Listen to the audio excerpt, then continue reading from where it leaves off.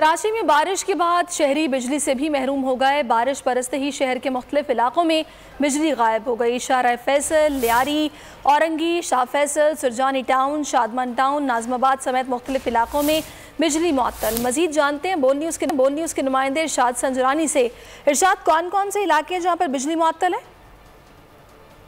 कराची में जैसे ही बारिश जो दूसरा स्पेल हुआ है, हमने देखा कि कराची में अभी भी इस वक्त भी मुख्तलिफ इलाकों में केलेक्ट्रिक की तरफ से बिजली बंद की गई है। लोड शेडिंग का सिलसिला जारी है और मुख्तलिफ इलाकों में इस वक्त भी बिजली जो है केलेक्ट्रिक की तरफ से बंद है, जिसमें गुलिस्तान जौहर, गुलशन इकबाल, शादमान टाउन, शाह फैसल कॉलोनी और कोरंगी के मुख्तलिफ इलाके जिसमें गुलशन मिल्लत सोसाइटी है। इसके अलावा बाग कोरंगी के इलाके, यहाँ पर भी बिजली बंद है। मली, सदर, गुलशन मेमार और इसके अलावा जो लियारी के मुख्तलिफ इलाके, इवन डिफेंस और क्लिफ्टन के जो इलाके हैं वहाँ पर भी इस वक्त भी बिजली बंद है।